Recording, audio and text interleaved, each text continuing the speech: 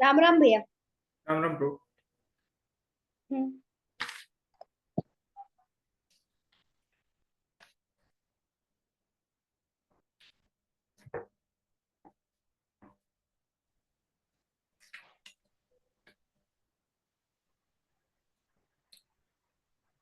कोई आया नहीं यार, वापस से दिक्कत है।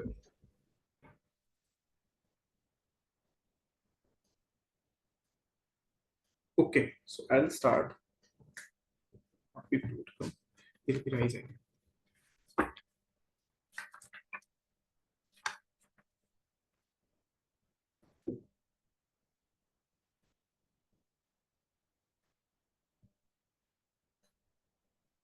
Let's wait for a few minutes.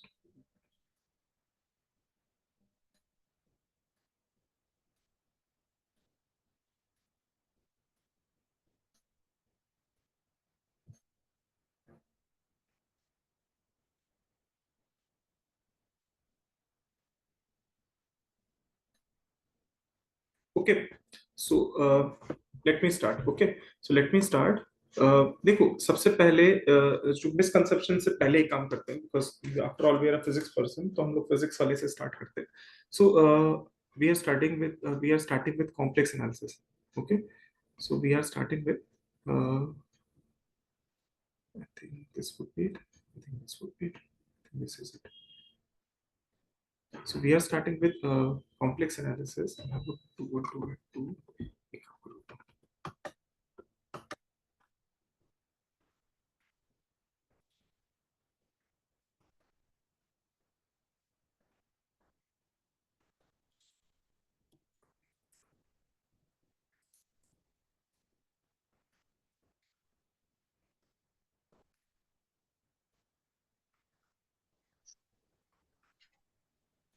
देखो ना, एक मिनट रुकना, मैं तुम्हें एक स्क्रीन शेयर करूंगा, शायद उससे तुम्हें पकड़ना लग जाए।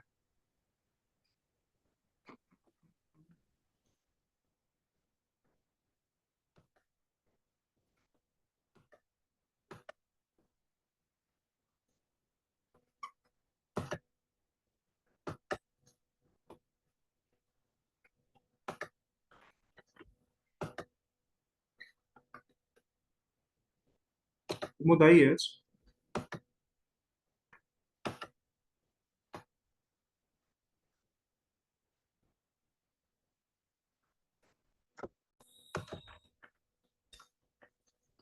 ओके, तुम रुको।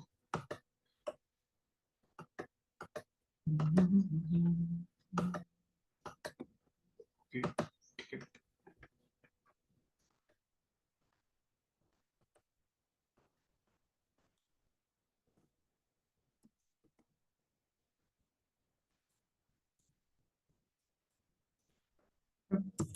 सो हम लोग स्टार्ट कर रहे हैं कॉम्प्लेक्स एनालिसिस से। ओके, और देखो, अलग अलग बच्चे हैं ना। सो अलग अलग बच्चे मतलब अलग अलग लेवल्स पे हैं बच्चे अभी राइट नाउ। ठीक है, तो हम लोग सबका ध्यान रखते रखते पढ़ेंगे इनिशियली। ठीक है, सबका ध्यान रखते, मतलब तुम लोग पीएचडी में हो, बहुत से बच्चे ऐसे हैं जो बिल्कुल अभी जानते ही नहीं सब्जेक्ट को। ओके, सो हम लोग थोड़ा सा इनिशियल से स्टार्ट करेंगे, बेसिक से। Okay, so I think screen visible है।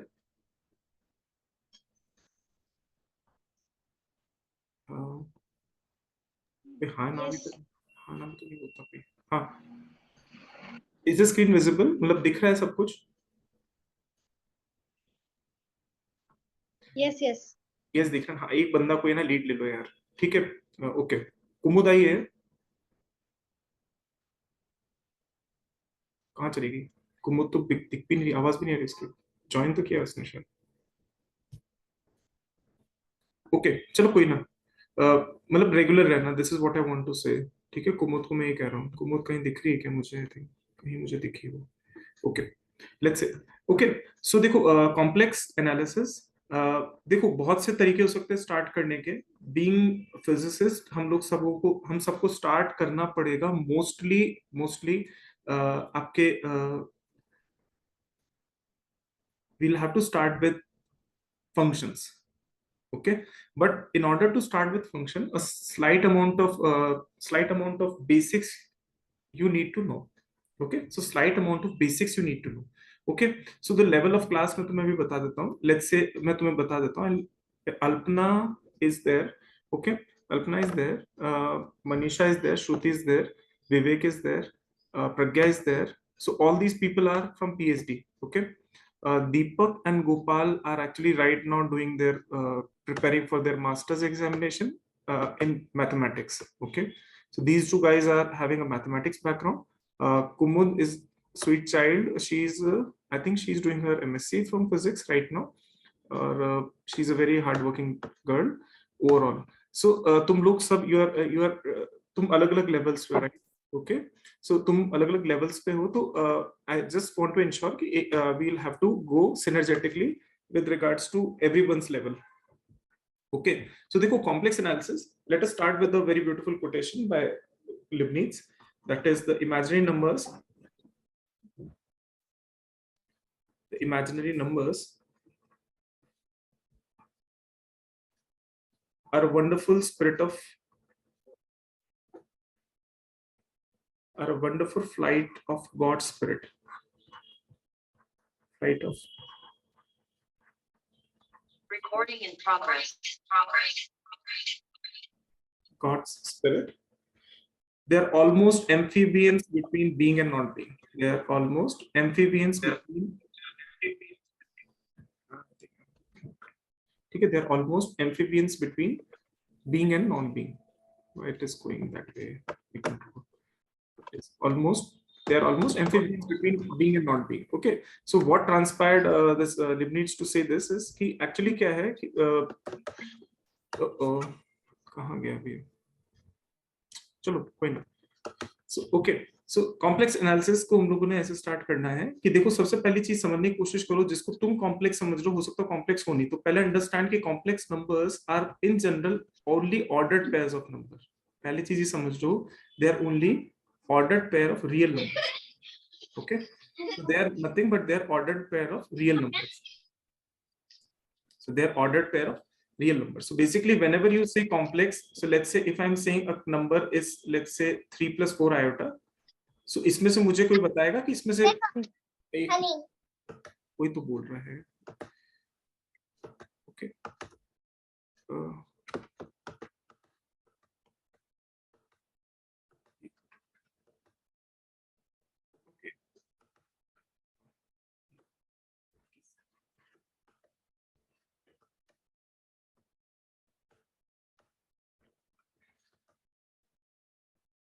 Okay, so complex number सबको सुनाई दे रही मेरी आवाज?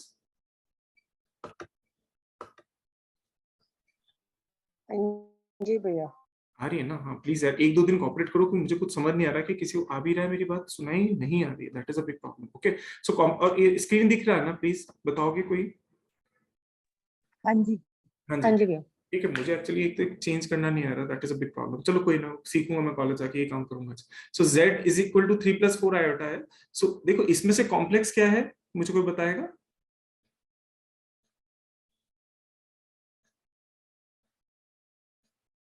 अरे बोल दो यार यहाँ तो कोई भी इंप्रेशन नहीं लग रहा किसी का.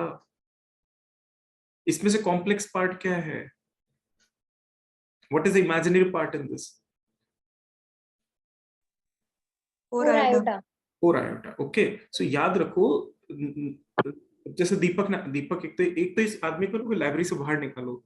ये बैठ के वहां पे ये पहले भी दुष्टता करता था अभी भी कर रहा है. ठीक है. सो एक चीज समझने की कोशिश करो. These are only real numbers. Both are real numbers. None of them is imaginary. Point number 1. This part is called as your imaginary part, and this part, just 3, is called as your real part. None of them is imaginary. Understand this particular point first. At the very first day, understand that a complex number is nothing but it is an ordered pair of real numbers. First thing first. Okay, so it is an ordered pair of real number, nothing else. Okay.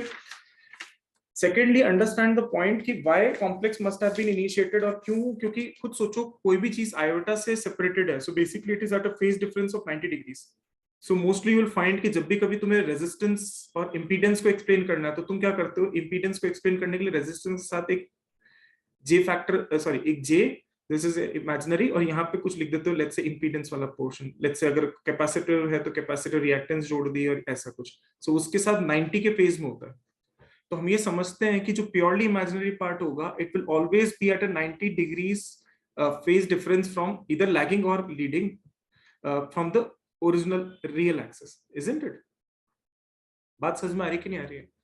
So complex number is only in ordered pair. These are nothing but they're ordered pair of real numbers. Ordered pair of real numbers समझते हो? मतलब both of these numbers belong to what? Both of these numbers are nothing but they're real numbers only. इनमें से कोई भी imaginary नहीं है. Okay? 4 भी real है, 3 भी real है. So whenever I am writing z is equal to a plus iota b, so probably into entire thing I will go with this notation a comma b. So rather instead of writing a plus iota b, I would insist upon looking at things with this way. So तुमको इस तरीके से आदत डालनी पड़ेगी. Whenever I am saying a comma b, it implies that I am writing z is equal to a plus iota b, isn't it? हाँ या ना? फटाफट से बोलो. Okay भैया. Okay. अच्छा सेकंड देखो. सेकंड देखो, मेरी बात सुनने की कोशिश करना. जो बच्चे मैथ से हैं, okay, so understand that complex number forms a field. Complex numbers form a field. So algebraic structure इसका क्या है? Complex number forms a field structure. So अब तुम बोलोगे what is an algebraic structure? So algebraic structure is usually followed by a system like number system with some operations associated. Okay, so देखो field का मतलब क्या है? हम कहते हैं real number is a field. So whenever I would write real, this would be my notation. So जो लोग notation से थोड़ा सा नहीं इनको याद है अभी notation, so I'm just putting all these notation. इस तरीके से I will write real. इस तरीके से I will write r square. R square का मतलब क्या होगा? 2-dimensional space. R cube का मतलब क्या होगा बेटा? 3-dimensional Euclidean space. So whenever I am writing r raised to power n, I am referring to n-dimensional Euclidean space. I am referring to n-dimensional Euclidean space. Okay, Euclidean space means here I would only have, whenever I have to explain distance, I would use something called as Euclidean norm. अब एक minute रुक जाओ, तुम घबराना मत. मैं Euclidean norm समझ रहा हूं मतलब क्या है मैं बता रहा हूं. यूक्लिडियन नॉर्म से मेरा मतलब ये है कि if I will have to write distances, I will write this way. So if there are 2 points x1, मैं लिखूंगा x1 minus y1 का square plus x2 minus y2 का square dash dash dash dash xn minus yn का square. So this is how I will write distance. This way of writing a distance is called as Euclidean distances. So this is how I'm going to write distances in Euclidean norm. So whenever I'm writing r raised to power n, I imply n-dimensional Euclidean space. समझ में आई यहाँ तक बात? ठीक है. Understand the point कि r forms a field structure. अब मैं तुम्हें समझा रहा हूँ field क्या होता है. Okay, I will explain what is field. Don't worry about it. So real number system forms a field. ठीक है, it forms a field. ऐसे ही complex numbers also form a field. तो पहली बात याद रखेंगे, complex number is not a number, rather it is an ordered pair of real number. दूसरी बात याद रखेंगे, complex number only forms a field structure. So by field structure I would say कि अगर मैं कह रहा हूँ कि कोई structure field है, so it should have 3 properties. Okay, it should have 3 properties. First, if I say that complex number form a field, so I would write this way. It implies C comma plus. So with respect to addition, it will form an abelian group. अभी बच्चे पढ़ के आए बताएंगे. गोपाल बताओ बेटा, abelian group का मतलब क्या है? गोपाल है क्या? जो 5 प्रॉपर्टी को सेटिस्फाई करता हो सर. कौन कौन सी प्रॉपर्टी? क्लोजर, एसोसिएटिव और ठीक है, क्लोजर. एक तो सबसे एसोसिएटिव, इनवर्स, इनवर्स आइडेंटिटी और कम्यूटेटिव. ठीक है. सो गोपाल ने क्या बोला? हम लोग सब वही लिखेंगे एक मिनट यार. ठीक है. सो सबसे पहले 4 प्रॉपर्टी जो सेटिस्फाई करे. सो 4 प्रॉपर्टी कौन कौन सी इसने बोली अभी भी? वो वाली सारी 4 प्रॉपर्टीज गोपाल ने क्या बोली? पहली बोली उसने क्लोजर, सेकंड उसने बोली एसोसिएटिविटी. एसोसिएटिविटी के बाद what is the next property? existence of identity, existence of inverse, existence of inverse. और उसके बाद क्या बोला है? क्योंकि अबेलियन लिख रहा हूं, commutative. क्या है हाँ, अगर मैं अबेलियन लिख रहा हूँ सो इट इम्प्लाइज व्हाट, और क्या होना चाहिए, कम्यूटेटिविटी होनी चाहिए, कम्यूटेटिविटी होनी चाहिए, राइट। इसके बाद क्या होनी चाहिए, कम्यूटेटिविटी होनी चाहिए। ओके, सो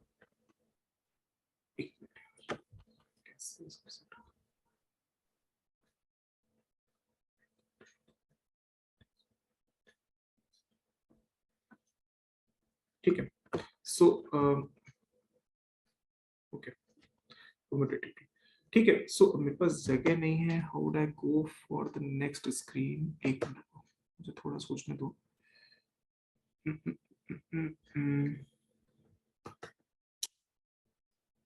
मैं नहीं लूंगा, वापस एक दिक्कत है, चलो दिखता है। ओके ठीक है, सो देखो कम्यूटेटिविटी का मतलब क्या है, कम्यूटेटिविटी का सॉरी अबेलियन ग्रुप का मतलब क्या है, सबसे पहले हम लिख रहे हैं अबेलियन ग्रुप की डेफिनेशन कहाँ गया। ठीक है, तो सबसे पहले गोपाल ने क्या बोला है, देखो क्लोजर। सो क्लोजर का मतलब क्या होता है, अगर कोई एक एलिमेंट है सेट सी का, बी एलिमेंट है कोई सेट सी का, तो इनका एडिशन भी किस में बिलोंग करना चाहिए, सी में बिलोंग करना चाहिए, राइट। यही हुआ इसका मतलब क्लोजर का मतलब। क्लोजर का मतलब क्या होता है, an operation is set to be closed with respect to a set S if, मैं क्या बोल रहा हूं, a binary operation star, a binary operation star is said to be closed with respect to a operation a binary operation star is said to be closed in set S if A belongs to S, B belongs to S and A star B belongs to S. Okay अगर A belongs to S है, B belongs to S है और A star B also belongs to S, what does it imply कि star के respect में S जो है वो क्लोज्ड है, isn't it? सो मैं कह रहा हूँ कॉम्प्लेक्स नंबर्स के अंदर एडिशन एक क्लोजर फॉर्म करता है। कैसे, लेट्स से मैंने तुम्हें कोई दो कॉम्प्लेक्स नंबर्स दिए x1, y1 और दिया मैंने x2, y2, तो दो नंबर्स कॉम्प्लेक्स नंबर्स को अगर ऐड करोगे तो क्या आएगा, ये टपल वाइज एडिशन हो जाएगा x1, x2, y1 plus y2, so obviously this also belongs to C. So with respect to addition या फिर addition forms a closed operation with respect to,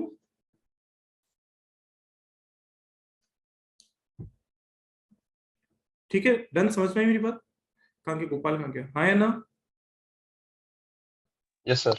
ठीक है, अगर तुम एक और कॉम्प्लेक्स नंबर ले लो, लेट्स से x1, y1, एक और कॉम्प्लेक्स नंबर ले लो x2, y2, एक और कॉम्प्लेक्स नंबर ले लो x3, y3, are you getting my point. x1, y1 मतलब समझ पा रहे हो, x1 प्लस आयोटा y1 है, x2, y2 समझ पा रहे हो, x2 प्लस आयोटा y2 है, x3, y3 समझ पा रहे हो, x3 प्लस आयोटा y3 है। अगर इन तीनों को किसी भी ऑर्डर में ऐड करो, लेट्स से इन दोनों को पहले ऐड करो और इसको बाद में, या फिर मैं ऐसा कहता हूं कि x1, y1 प्लस इसको एक तरफ रख दो और इन दोनों को ऐड करो, they would mean same thing. क्यों, क्योंकि तुम्हें पता है कि एडिशन क्या होता है, एसोसिएटिव ऑपरेशन होता है इन एनी वे, चाहे तुम इन दोनों को पहले ऐड करो या इसको पकड़ के चलो इन दोनों को पहले ऐड करो, in any way the end resultant would be this, either you go this way or you go this way. So ये मैं कह सकता हूं कि जो एडिशन होता है it is an associative operation. Okay, similarly तुमसे कोई बोले कि what will be an identity, so identity होती है लेट्स से x1, y1 के लिए क्या आइडेंटिटी हो जाएगी बेटा, 0,0। सो एडिटिव आइडेंटिटी इस केस में क्या हो जाएगी, 0,0। What will be inverse, so for every complex number x, y और x1, y1 there would be an inverse that is minus x1, minus y1. Okay, so there is an existence of inverse, and since we know that x1 plus x2 लिखो चाहे x2 plus x1 plus x2 लिखो चाहे x1 plus x2 लिखो चाहे x2 plus x1 लिखो, बात एक ही है। So in any way if I write x1, y1 plus x2, y2 or x2, y2 plus x1, y1, in any case they would mean one and the same thing, because ultimately इसका answer क्या आएगा, x1 plus x2, y1 plus y2, I would say that addition is commutative. So addition is commutative. ठीक है, हाँ या ना। जी sir. ठीक है, सिमिलरली अगर सेट C है और इसमें से अगर मैं नॉन जीरो रियल नंबर्स हटा, sorry if I only take zero real क्या कह सकते हैं, नॉन जीरो कॉम्प्लेक्स नंबर्स मतलब ओरिजिन को एक्सक्लूड कर ले, ओरिजिन को अगर एक्सक्लूड कर दिया कॉम्प्लेक्स नंबर्स में से, तो I would say this particular set to be set of non zero complex numbers. ठीक है, अगर इसके रेस्पेक्ट में एक मल्टीप्लिकेटिव ग्रुप बनाए, मल्टीप्लिकेटिव अबेलियन ग्रुप बनाए, तो क्या मल्टीप्लिकेटिव अबेलियन ग्रुप बनेगा? हाँ या ना? अबेलियन समझते हो ना? अभी भी उसने बताया ना गोपाल ने, अबेलियन का मतलब ये होता है कि a group is said to be abelian if it satisfies the following properties which are stated by Gopal right now. अभी जो उसने बोली सारी की सारी, closure, associativity, existence of inverse, existence of identity and commutativity. तो सिमिलरली अगर तुम्हें ये कहना है कि ये एक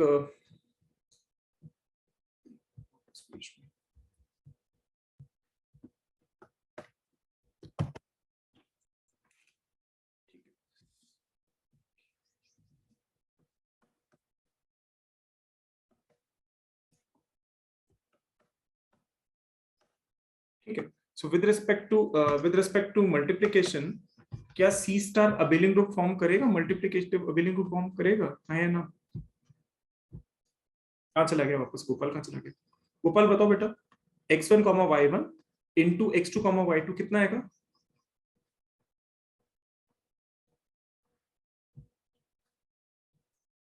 it will be equals to x1 x2 closure नहीं होगा सर, माइनस y1 y2। हाँ बेटा, क्लोजर नहीं होगा सर। क्यों नहीं करेगा वर्ल्ड? ये देख, एबिलियन ग्रुप होगा क्या? देख मल्टीप्लिकेशन के रिस्पेक्ट में खुद सोचो, अगर मैं तुमसे कह रहा हूं दो कॉम्प्लेक्स नंबर दिए x1 y1 और x2 y2 दिए, ठीक है, मल्टीप्लाई करो उसको। ये मन में इसको ऐसे लिखो, जब तुम्हें दिक्कत आ रही तो ऐसे लिखोगे तुम, x1 plus iota y1 into x2 plus iota y2 into x2 plus iota y2, करो multiply, x1 x2 iota iota minus ये हो गया, और आयोटा के साथ जुड़े टर्म्स क्या रहेंगे? x1 y2 plus x2 y1, यही तो रहेगा। सो ये किसको बिलोंग कर रहा है? सी को। ये किसको बिलोंग कर रहा है? सी को। ये भी किसको बिलोंग कर रहा है? सी को। So with respect to multiplication closure holds. कहां दिक्कत है?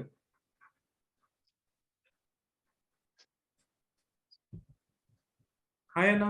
अरे बाकी सब कहां चले गए? हाँ सर। कोई बोल, एक अब ये बहुत बड़ा इशू है। ठीक है, ठीक है, यहां तक समझ में आई मेरी बात? Closure hold. कोई दूसरा बोलेगा हाँ या ना भी बोलेगा कि नहीं बोलेगा? ऐसे नहीं बोलोगे तो किसी को कुछ समझ नहीं आएगा। प्लीज बोल दो, कुछ नहीं आ रहा तो प्लीज बोल दो।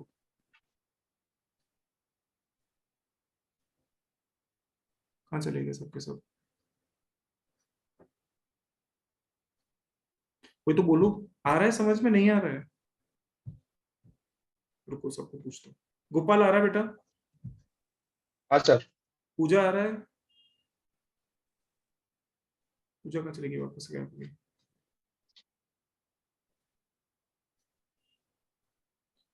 कहीं चले गए सब बच्चे? आ रहा है भैया समझ में। आ रहा है ना? सो देखो हाँ। ठीक है। सो अगर मैं कह रहा हूँ कि सी स्टार है, मतलब सी स्टार का मतलब क्या है? आप कॉम्प्लेक्स नंबर से ओरिजिन हटा रहे हो। क्यों ओरिजिन हटा रहा हूँ? क्योंकि 1/0 नहीं डिफाइन होता है, याद रखो। सो ये प्रॉब्लम आएगी, इसका इनवर्स डिफाइन करने में दिक्कत होती है। सो मैं तुम्हें भी सिखा रहा हूँ कि complex number forms a field. Field का मतलब क्या होता है? पहली चीज ये समझो कि वो एडिटिव अबेलियन ग्रुप बनाता है। तो देखो अभी ऊपर हम लोगों ने सेटिस्फाई कराया ना कि एडिटिव अबेलियन ग्रुप बना रहा है कि नहीं बना रहा है? हाँ या ना? सो कॉम्प्लेक्स नंबर्स का जो सेट है C, it forms additive abelian group. अभी भी प्रूव किया। नेक्स्ट वी आर प्रूविंग कि मल्टीप्लिकेटिव अबेलियन ग्रुप बनाएगा। और देखो पहले नंबर पे क्या चेक करोगे? क्लोजर। एसोसिएटिविटी खुद चेक कर लेना, कोई बड़ी डील नहीं है, बहुत लंबा प्रोसेस हो जाएगा यहाँ पे उसको समझाना। But in any case associativity would hold. Associativity would hold anyway. ठीक है, this is something that you should check. कोई बिग डील नहीं है, थोड़ा लंबा कैलकुलेशन, इसलिए आई एम नॉट वेरी। अच्छा मुझे बताएगा गोपाल, इसका आइडेंटिटी एलिमेंट क्या होगा? ये रहा 1,0। 1 सो आइडेंटिटी एलिमेंट विल बी 1,0। सोचो ना, अगर 1,0 लोगे तो बेसिकली 1,0 का मतलब 1 ही होता है। तो x1 प्लस आयोटा y1 को अगर 1 से मल्टीप्लाई करोगे तो क्या आएगा? x1 प्लस आयोटा y1 ही नहीं आ जाएगा? सो बेसिकली 1 क्या हो गया? 1 याद रखो, 1 का कॉम्प्लेक्स में कोई मतलब नहीं होता है। सो यू हैव टू से 1,0। So there exists an identity element. हाँ, there exists an identity element 1,0. Similarly, will there exist an inverse? हाँ, there would exist an inverse. क्या होगा inverse? खुद सोचो। x1, y1 का inverse element क्या होगा? There will be an inverse element that is 1 upon x1 plus iota y1. And 1 upon x1 plus iota y1 would mean x1 minus iota y1 divided by x square x1 का square plus y1 का square. ये मैंने सिर्फ conjugate से ऊपर नीचे multiply कर दिया है। So for every element x1, y1 there exist an element x1 upon x1 का स्क्वायर प्लस y1 का square, comma minus y1 upon x1 का स्क्वायर प्लस y1 का square. So for every x1, y1 there exist element x1 upon x1 का square plus y1 का square, comma minus y1 upon x1 का square plus y1 का square. So for every element x1, y1 there is these elements are nothing but this is a inverse element. Existence of inverse associativity तुम खुद check करना, closure hold कर रहा है, there is existence of identity। और हमें पता है, क्या पता है हमें, what do we know? Okay, so next तुम्हें क्या चेक करना पड़ेगा, x1, y1 multiplied by x2, y2। चाहे तुम ये करो और यू डू दिस पे x2, y2 into x1, y1 करो, they would yield you the same result। ये वाला result, they will yield you the same result। So obviously with respect to multiplication you have all the properties satisfied for an abelian group। okay, हाँ है ना?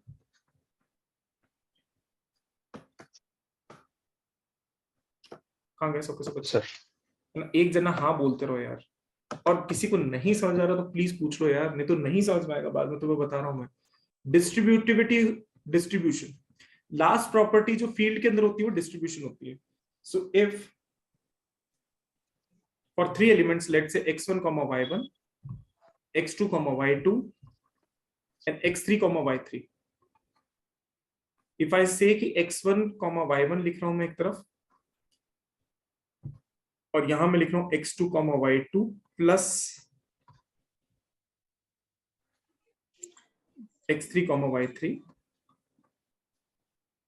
it would imply x1, y1 multiplied by x2, y2 plus x1, y1 multiplied by x3, y3। So इस property को कहते हैं distributivity property. अब समझने की कोशिश करो, अगर कोई एल्जेब्रिक स्ट्रक्चर है which I am stating here as set of complex number, अगर वो तीनों प्रॉपर्टी सेटिस्फाई करे, पहली एडिटिव अबेलियन ग्रुप, दूसरी मल्टीप्लिकेटिव अबेलियन ग्रुप, और तीसरी प्रॉपर्टी क्या सेटिस्फाई करे, डिस्ट्रीब्यूटिविटी। अगर कोई algebraic structure, if any algebraic structure satisfies these 3 properties, that is additive abelian group, multiplicative abelian group and distributivity, it says, we would say that it forms a field। so complex number in general क्या हो गया, field। हाँ या ना? हाँ चलेगा, जल्दी जवाब दो। हाँ जी भैया। Yes sir. ओके, अब थोड़ा स्ट्रक्चर की तरफ देखो, कॉम्प्लेक्स नंबर का स्ट्रक्चर कैसा है, थोड़ा ध्यान से देखें। सो कॉम्प्लेक्स नंबर का स्ट्रक्चर क्या दिख रहा है हमको, कि ultimately for every complex number I can associate an ordered pair, isn't it? हाँ या ना?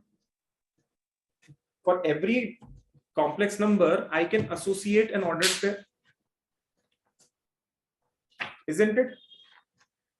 गोपाल बता बेटा, हाँ या ना? Yes sir. ठीक है, so for every complex number there is an ordered pair. So इसका मतलब क्या हुआ, इसका मतलब क्या, हाँ, so for every complex number there is an ordered pair. Let's say मैं कोई कह रहा हूं a कॉमा b, सो तुम कॉम्प्लेक्स नंबर बोल रहे हो a प्लस आयोटा b, या मैं बोलूं a कॉमा b, बात एक होगी कि नहीं होगी? ओके, सो ये समझने की कोशिश करो, there exist a 1-to-1 isomorphism between complex number and r square।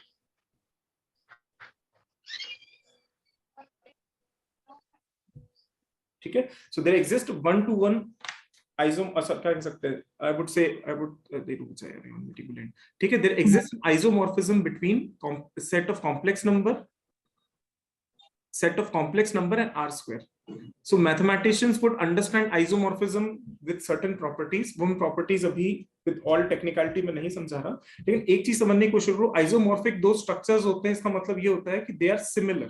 समझ पा रहे? अभी के लिए ऐसा मोटी मोटा समझो, this is not what it means, but I would say कि बिल्कुल सिमिलर है। लेट्स से तुम मुझे बोल रहे हो कि 4 प्लस आयोटा 5, तुमने मुझे बोला कॉम्प्लेक्स नंबर 4 प्लस आयोटा 5, मैं कहूंगा नहीं रुको, मुझे कॉम्प्लेक्स प्लेन बनाने दो r स्क्वायर। अच्छा एक चीज समझो, r स्क्वायर मतलब होता है 2 डायमेंशनल स्पेस, समझोगे ये बात?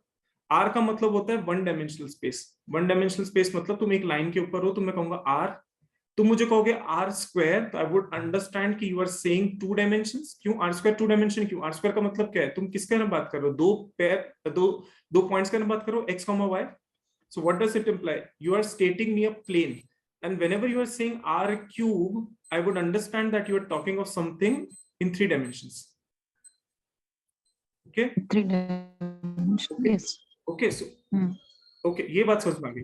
अच्छा देखो, अगर तुमने मुझे 4 + i 5 बोला तो मैं ऐसा नहीं सोचूंगा, मैं सोचूंगा 4, 5।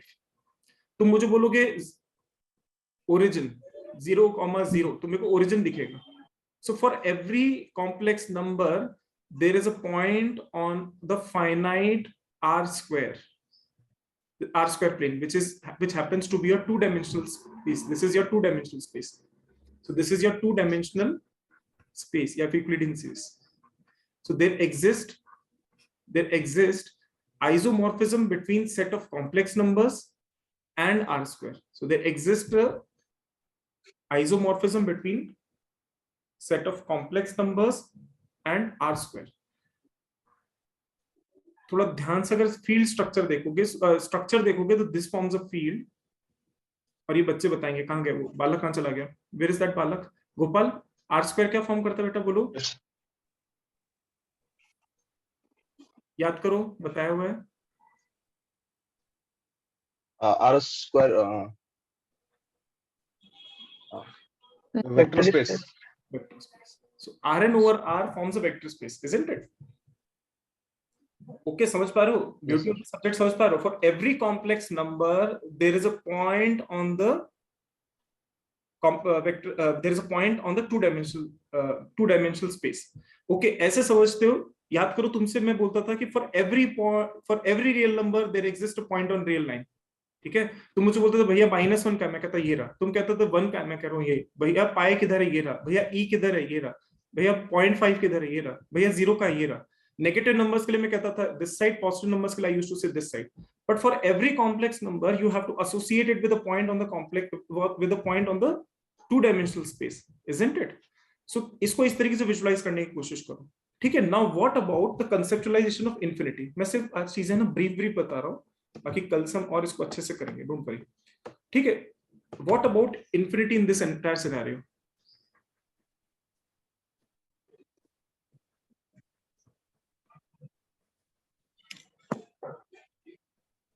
ठीक है? So when you used to have line, याद करो लाइन होती थी तो तुम कहते थे इस तरफ जा रहे हो तो -इन्फिनिटी, इस तरफ जा रहे हो तो +इन्फिनिटी, इजंट इट? हाँ या ना?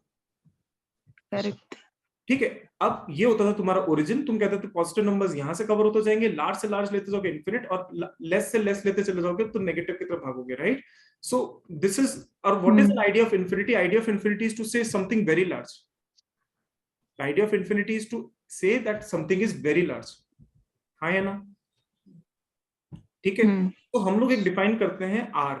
R का मतलब क्या होता है? R का मतलब होता है all those real numbers x which lie between -infinity and +infinity. So in real numbers space, in real numbers, what you say? I will talk of all the real numbers lying between -infinity to +infinity. Okay, there are times where we need infinity and -infinity as a symbol.